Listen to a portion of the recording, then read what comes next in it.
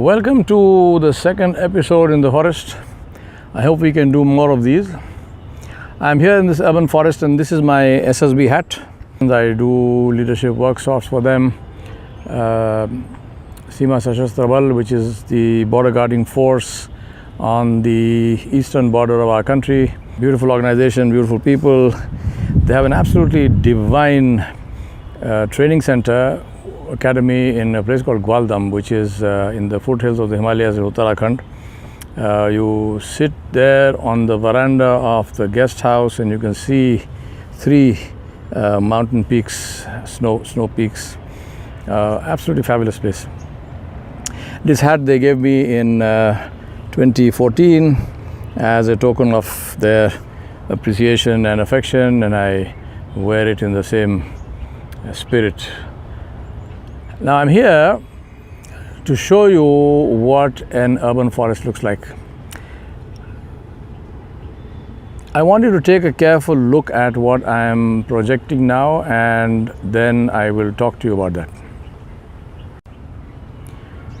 Now take a look at these trees. What do you see from these trees? I want you to look carefully at their leaves. See those grasses. I see the trees there in the distance. You see the trees nearby. You see some of those trees with creepers on them. And these rocks here, where I'm standing on top of that, you see that small pool of water. And I'll tell you in a minute why that is so important. And then we see, I'm just doing a quick panning of where I'm standing right around. So you get at least some idea of what we mean when we say forest. There you go. And see some more and more. What strikes you? Think about this. What strikes you when you see all of these trees over here? What's the one word, if I asked you to tell me in one word what is the most striking thing about all this, what would you say? What would that word be?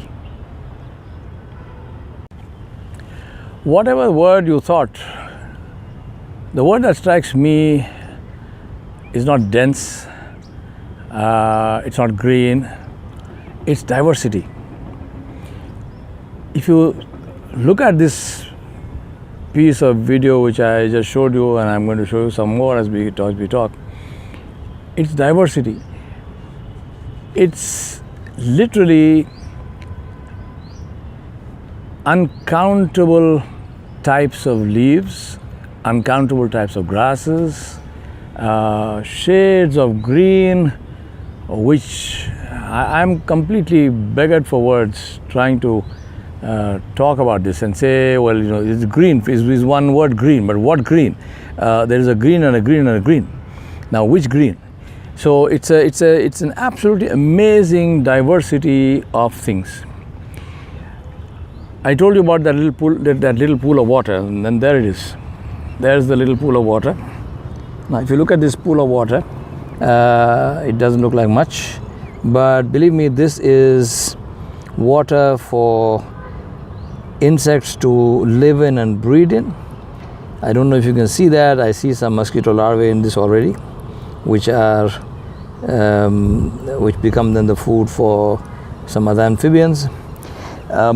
If you look here where I'm sitting, these are animal droppings, and they look like the droppings of civet cats. There is a caterpillar which is going about his business, and it's like a centipede, not a caterpillar, a centipede. I don't know if you heard the peacocks calling just now, because there are peacocks in this forest. Absolute diversity. Now, why am I saying that? Because recently I saw a video of some well-meaning person sent it to me about this drone which you can fly around and this drone drops seeds which are in little capsules, and these are like little bombs, nice bombs, green bombs, which go into the ground, and then the seed germinates, and they said you can plant 100,000 trees in one day. Now, this might sound to people who don't understand forests like the answer.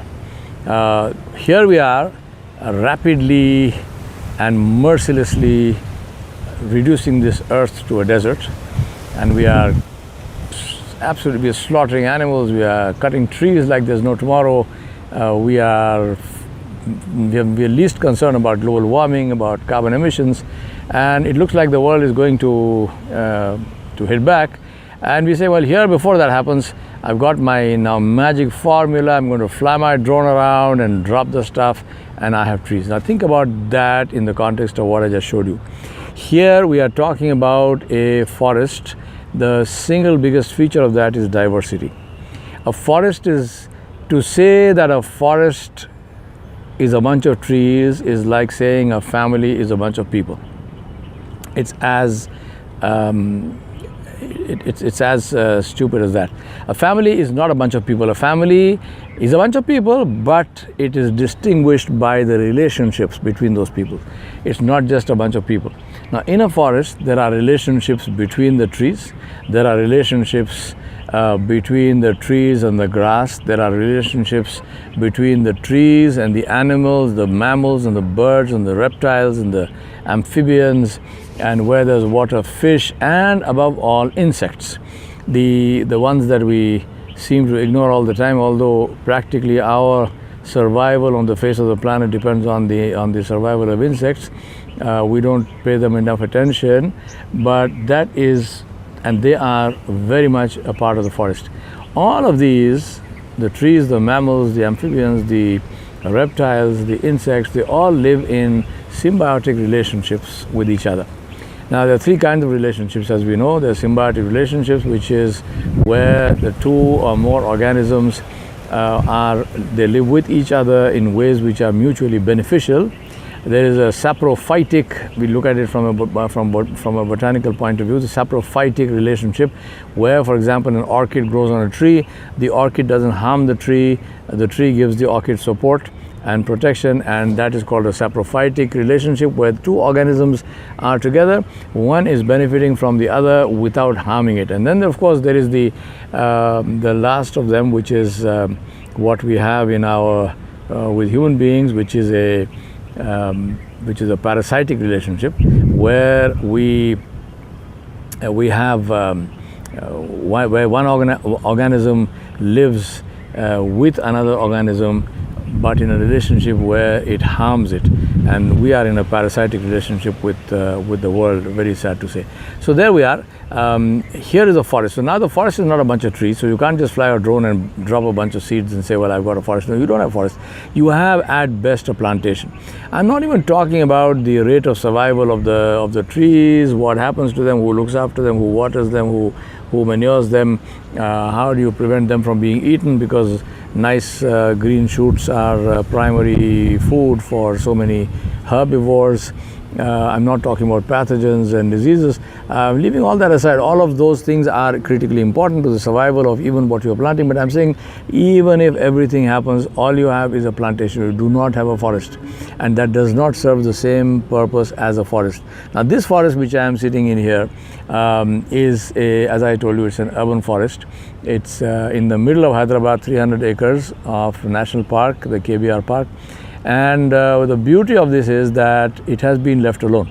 So they have put some, they planted a few trees here and there, but by and large this has been left alone to grow the way it should be left alone to grow. And so therefore there's a huge variety of vegetation, different kinds of things.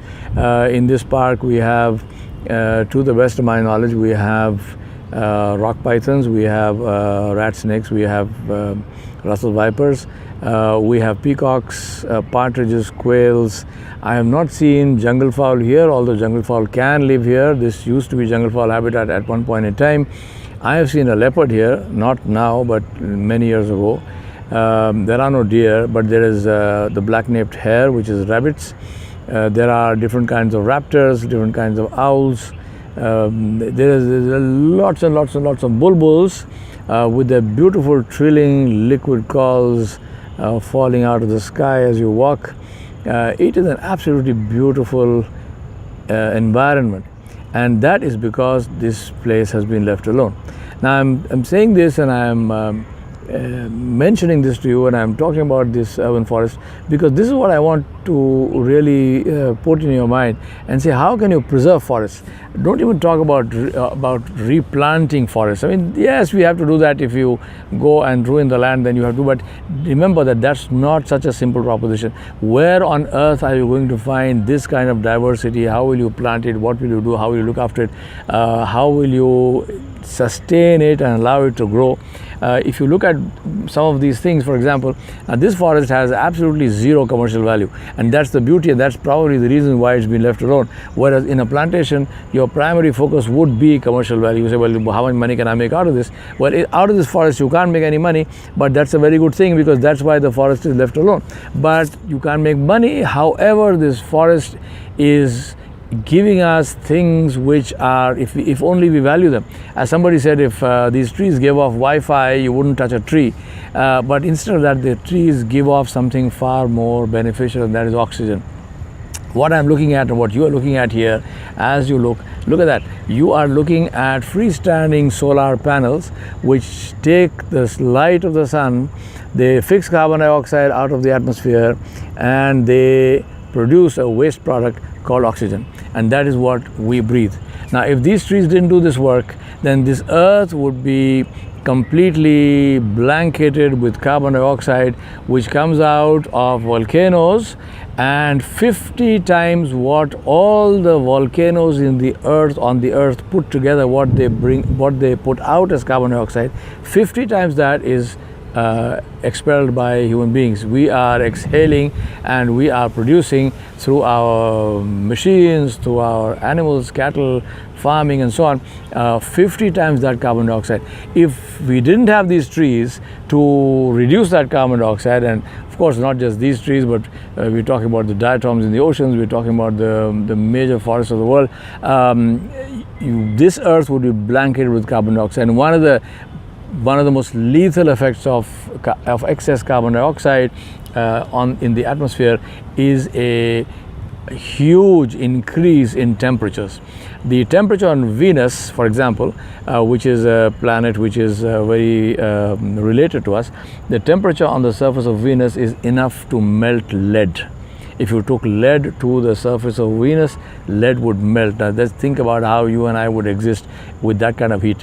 So really, I think I want to try to give this message to you. Please, please, please work to preserve forests. Leave them alone, let them be what they are, let them do what they do, which is to keep us alive and to keep us healthy.